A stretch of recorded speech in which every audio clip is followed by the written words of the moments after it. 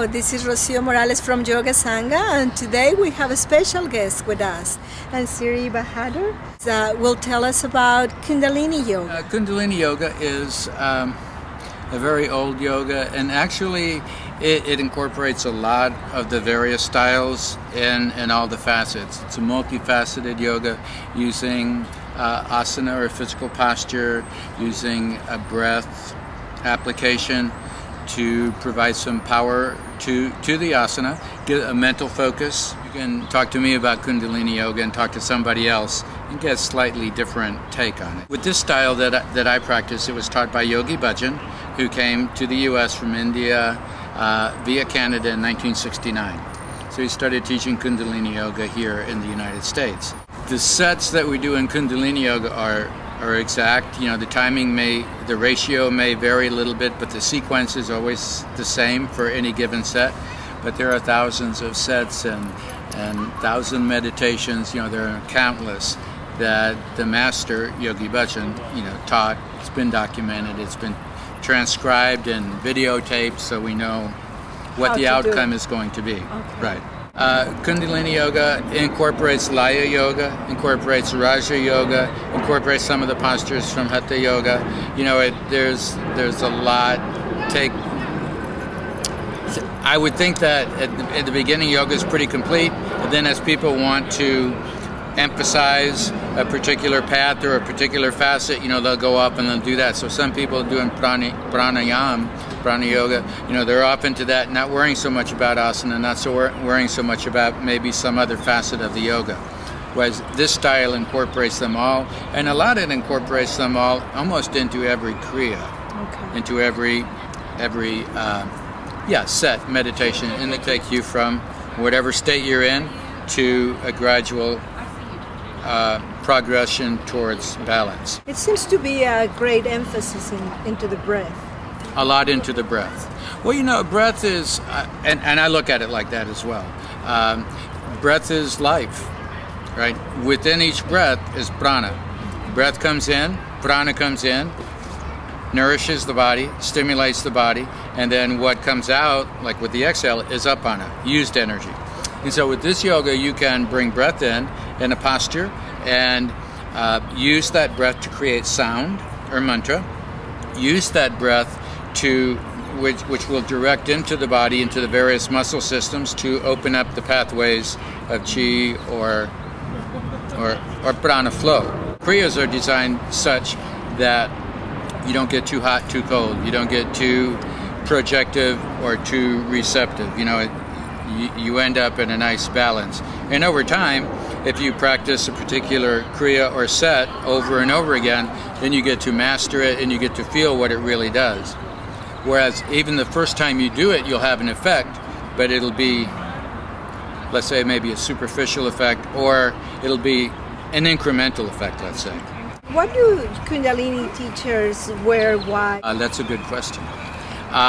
White is a very elevating color. It's a pure color. It's a combination of all the colors. And so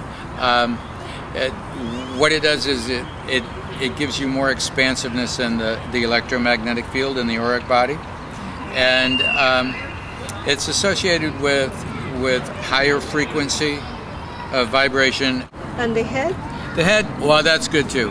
What it does is when you wrap the turban, at first, it's first thing in the morning, it's snug, it's tight. And so what it will do is it'll allow the plates in the head to adjust, and it's kind of like a head massage or craniosacral work, right? But also it's kind of directs the energy of the body, because when you're working with yoga, you have the physical body, but you also have etheric bodies, like auric body, pranic body, arc line, and radiant body, all of that.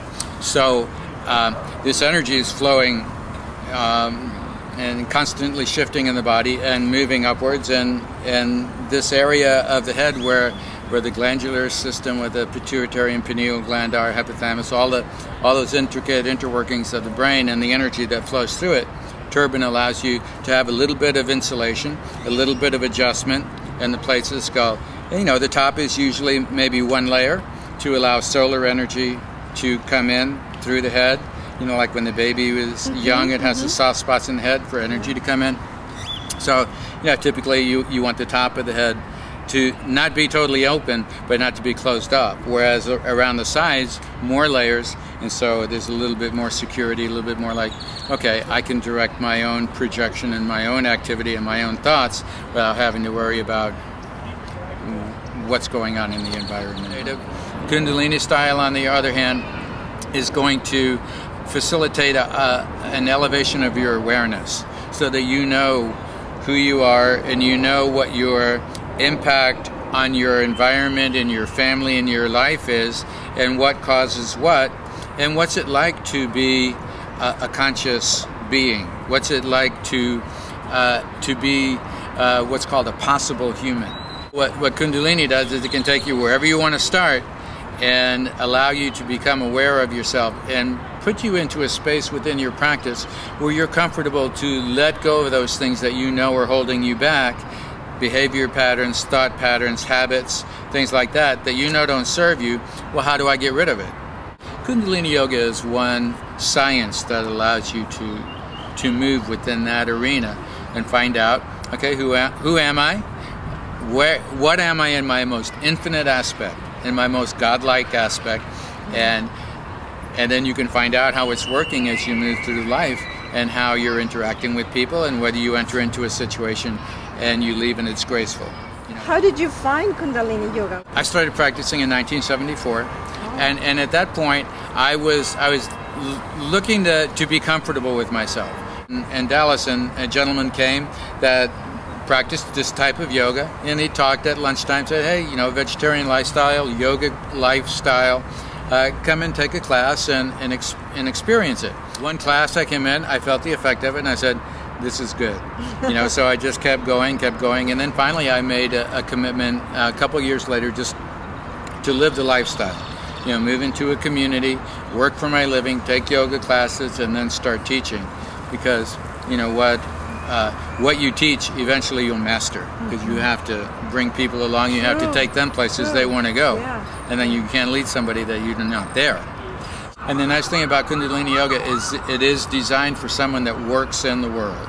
You know, you can get up in the morning, do your yoga, or come home at night, do your meditation and yoga, and, you know, kind of let go of the cares of the day. Well, thank you so much again. Thank you, Siri Bahadur, for being with us, and best luck to you. Thank you very much. Namaste.